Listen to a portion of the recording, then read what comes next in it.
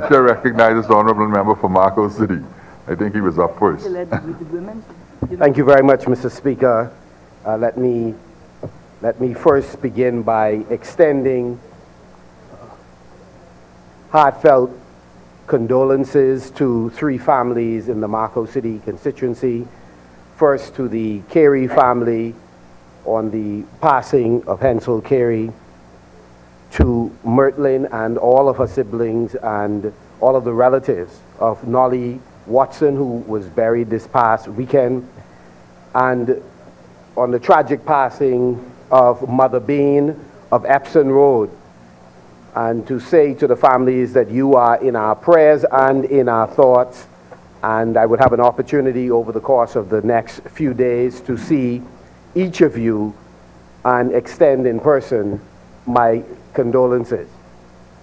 Mr. Speaker, I'd also like to say to the residents of Marco City, I will be, as always, in office this Thursday, and you are welcome to come by on Thursday. And to also say to the residents of Mayfield Park that we are much closer to commencing work on the construction of the park in Mayfield Park, and we are now at present sorting out the property issues that will, we believe, be resolved hopefully during the course of the next month and a half, not more than 2 months.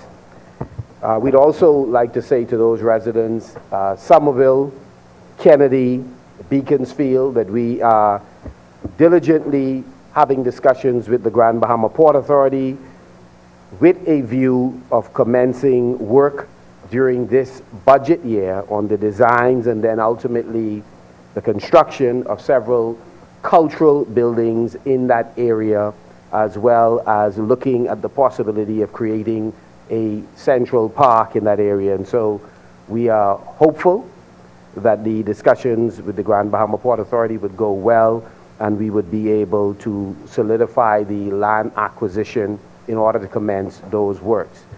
A community meeting would be held because there will be economic opportunities for residents to invest in several of the projects that we are going to embark on.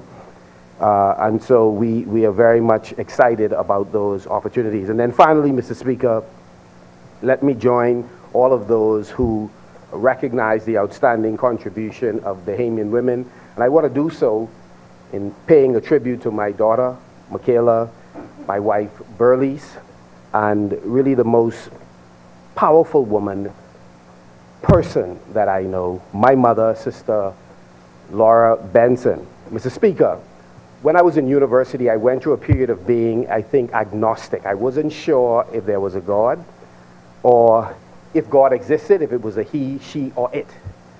But the one constant I had was the consistent faith of my mother that allowed me to find my bearings. And I could remember being in Yellowell in a very hot house where my mother would still be in that kitchen talking about how great God was, and I was under my breath blaspheming because I couldn't understand the peace she had that passed all understanding. But it is that unwavering faith that brought me back to my foundation. Secondly, many of us have been certainly victim in relationships, but some of us have also been those that have not been the good partner.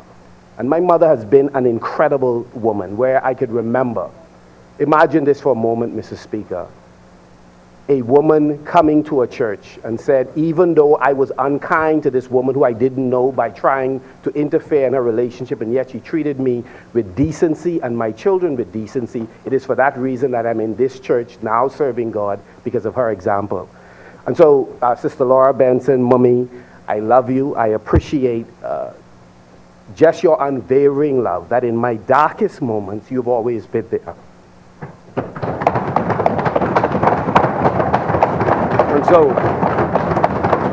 And let me say more broadly, there is a fairly controversial figure, so I will use the quote rather than the name, who makes the point that women have gone to the doors of death to come back to bring life. And so I want to say to all of the women in the Bahamas and those that have made the Bahamas home that we love you and appreciate you, And daily we will work to ensure, as was pointed out many times in this place, that the inequities that exist in legislation, the biases that we know and don't consciously realize in policy, or programs that don't exist that can further empower you, thereby empowering our country. Today I rededicate myself to working towards those ideals. Thank you, Mr. Speaker.